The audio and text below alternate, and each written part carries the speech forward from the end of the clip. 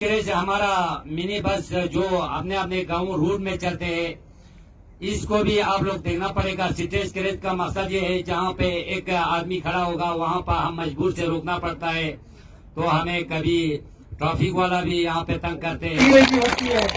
अब ड्राइवर जाएगा कहाँ? कोई वीआईपी लोग ओवरटेकिंग लेकर के आता है उस साइड से, कोई एम्बुलेंस लेके आता है। तो इनमें जो है सर, यहाँ पे सरिया भी गिराया हुआ है। रूट को जितना रोड है उसको रूट के लिए छोड़ दीजिए ना। जो दुकानदार आप किराया देते हो उसका किराया देते हो, आप रोड का तो नहीं देते। रोड का तो हम टैक्स भरते हैं। आपने वहाँ सरिया गिराया है, आपने वहाँ वर्कशॉप लगाए, वर्कशॉप वाला अपना जितना उसको गाड़ी अंदर आती है उस पर अपना गाड़ियां रख रहे, रोड पे क्यों रख रहे हैं गाड़ियां? अगर ये एरिया अगर म्यूनिसिपैलिटी के एरिया में आता है, इसको म्यूनिसिपैलिटी वाला देखे, ना आता है अगर ग्रिफ वालों के अंडर आता है वो देखे। नहीं तो हमारा पुलिस डिपार्टमेंट जो है, जिसमें हमारा SHO साहब है, कोई भी वहाँ से हर टाइम चलते रहते हैं। मेहरबानी सर, मैं ये पहले मीटिंग में भी बोला था, ऐसा चीज करके रखा है जिसका मेरे पास फोटो है। मैं ये नहीं बोलूँगा कि आज आखिरी दिन था, क्योंकि इस पैगाम को हमें पूरे साल तक फॉलो करना है कि हमें जो ये मैसेज है रोड ट्रैफिक सेफ्टी का, कि लोग अपने रूल्स एंड रेगुलेशंस के हिसाब से चले, सीट बेल्ट लगाए, स्पीड लिमिट के अंदर चले। तो ये जो मैसेज है वो पूरे साल जाना चाहिए, लोगों तक जाना चाहिए, आखिरी आदमी तक जाना चाहिए।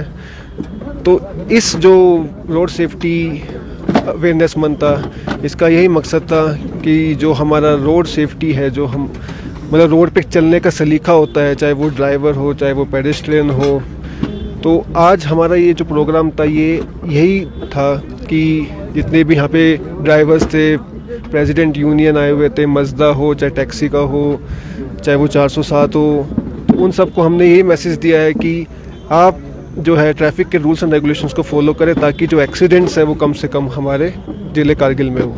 सर, ट्रांसपोर्टर एसोसिएशन की तरफ से कुछ इश्यूज आपके नोटिस में लाए हैं, तो इसको किस तरह से आप अमली जामा पहुँचाएंगे?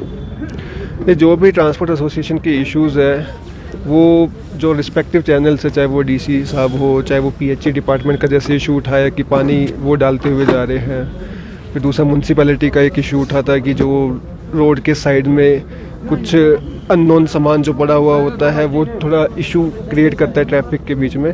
तो ये जो इश्यूज़ है वो विद रिस्पेक्टिव डिपार्टमेंट उठाए जाएंगे, और जो भी कारगिल पुलिस का रिगार्डिंग जो इशू होगा वो थ्रू SSP साहब हम उस पर जल्द से जल्द कार्रवाई करेंगे, उसको सॉर्ट आउट करने की कोशिश करेंगे। सर, ड्रग्स मैनेंस के बहुत सारे इश्यूज अभी भी देखने को मिलते हैं, तो ऐसे पुलिस इस तरह के इनिशिएटिव्स ले रहे हैं सर, ड्रग्स जितने भी ड्रग्स रोकथाम के लिए? जी, हम एक तो रोकथाम के लिए हमने काफ़ी मतलब लास्ट ईयर का मैं आपको बता सकता हूँ कि हमने काफ़ी FIRs करी थी। इस साल भी हमने FIR करी है, परसों एक FIR हुई है हमारी ड्रग्स NDPS केस के अंदर। तो हम इसमें क्या करते हैं कि इसमें अवेयरनेस प्रोग्राम्स क्रिएट करते हैं, जिसमें हम स्कूल के बच्चों को या फिर जो थोड़े कॉलेज के स्टूडेंट्स हो गए उनको और उनके फैमिलीज़ को हम बताते हैं कि भाई ऐसे कि मतलब ये एक गलत काम है और इनसे दूर रहे तो ज़्यादा अच्छा है। दूसरा फिर हमारा जो हम एक लीगल एक्शंस जो है हमारा NDPS केस के अंदर हम वो FIR करते हैं उसमें और लीगल कार्रवाई करते हैं। इस साल हमारा प्लान है कि हम सिर्फ कंज्यूमर तक ना रहे, हम उसका फॉरवर्ड और बैकवर्ड लिंकेजेस भी हम निकालने की कोशिश करेंगे कि ये सामान कहाँ से आ रहा है, उसको भी हम नैप करने की कोशिश करेंगे, और उसके जो आगे फ्रंट में कंज्यूमर्स हैं उन तक भी हम पहुँचने की कोशिश करेंगे। आपके माध्यम से मैं बताना चाहूँगा कारगिल की आवाम को कि अगर आपको कोई भी ऐसी सूचना मिलती है कि कोई ड्रग्स कंज्यूम कर रहा है या फिर कोई ड्रग्स को बेच रहा है, तो वो कृपया करके आप पुलिस के सामने लेके आए, तो वो इन्फॉर्मेशन वाले को मतलब हम थैंक यू करेंगे कि भाई आप जो ये ड्रग्स का जो मिनेस है इस कारगिल में हम उसको ख़त्म करेंगे उसके माध्यम से। तो हम प्रॉपर कार्रवाई करेंगे और उनका कहीं नाम भी नहीं आएगा, जो मतलब जो इन्फॉर्मेशन देता है ना हमें, वो हमारे सोर्स की तरह काम करेंगे।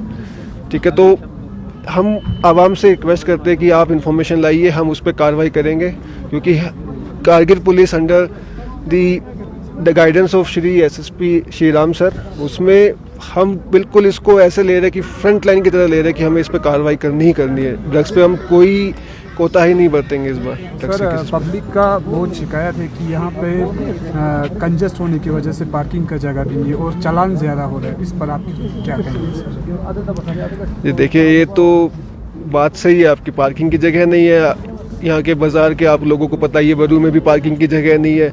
पर मार्केट वाले को भी अपनी मार्केट चलानी है तो उसको गाड़ी भी खड़ी करनी पड़ेगी।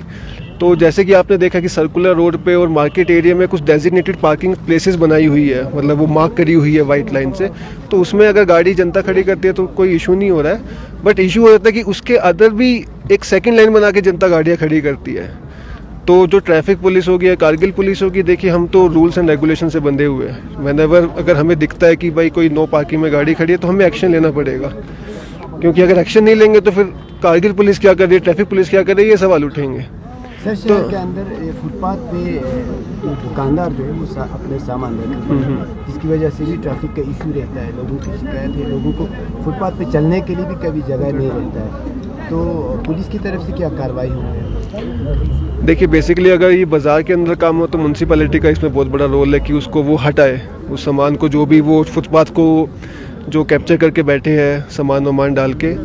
बट ऐसा जो पुलिस है, कारगिल पुलिस, हम तो सिर्फ ये इंश्योर कर सकते हैं कि जो फ्री फ्लो ऑफ ट्रैफिक है, जो फ्री फ्लो ऑफ पेडेस्ट्रियन जो चल रहे हैं रोड पे, उनको कोई दिक्कत ना आए, तो हम उसमें भरपूर कोशिश करते हैं। पब्लिक का हमारे साथ बहुत ताउन है, कोई भी पब्लिक की तरफ से हमें शिकायत नहीं है इन 3-4 सालों में, और ऐसा कोई शिकायत नहीं है। अगर होगा भी तो मैं आपके माध्यम से पब्लिक तक ये बात पहुंचाना चाहता हूं, अगर किसी का कोई भी शिकायत हो वो हमारे पास पहुंचाए। अगर कोई गाड़ी आपको नहीं जाती है अस्पताल, यहाँ से सवारी भर के, अगर एक आदमी को भी अस्पताल जाना है या एक आदमी को भी अगर आपको टीवी टावर जाना है, अगर कोई भी ड्राइवर मनमानी करता है, आपको नहीं लेता है, उसका फोटो खींच के मुझे व्हाट्सएप कर दीजिए, उस पर हम तुरंत एक्शन करेंगे। जो हमने एक्सरसाइजेस की है उस चीज़ को जहन में रखना पड़ेगा हमें साल भर के लिए, कि यहाँ से हमें कौन सी इंस्ट्रक्शंस मिली हैं, हमें तेज़ रफ्तारी से गाड़ी को नहीं चलाना है, सीट बेल्ट का इस्तेमाल करना है, फ़ोन का इस्तेमाल गाड़ी चलाते वक्त नहीं करना है, क्योंकि जो हमारे जो कमर्शियल व्हीकल्स हैं इनके जो ड्राइवर साहिबान हैं ये एम्बेसडर्स हैं, ये इस कौम की रहनुमाई कर रहे हैं। इसमें VIPs आते हैं, फॉरेनर्स आते हैं। सबसे पहले अगर कहीं कोई भी फॉरेनर यहाँ आएगा, वो यहाँ के ड्राइवर से पहले उसका इंटरेक्शन हो जाता है, क्योंकि वही उसको यहाँ पे पहुँचाता है। तो जब ये को महज़िब हो, ड्राइवर एकदम अपनी जो सलाहियतें और अपनी जो रिस्पॉन्सिबिलिटी है उसको निभाने की कोशिश करेगा, तो वो टूरिस्ट में भी एक इम्पैक्ट जाता है। देखो ये यहाँ का ड्राइवर है, कितना होशियार है, कितना बेदार है इसका सोच, तो इस कौम की जो वो पहचान है वो आगे बढ़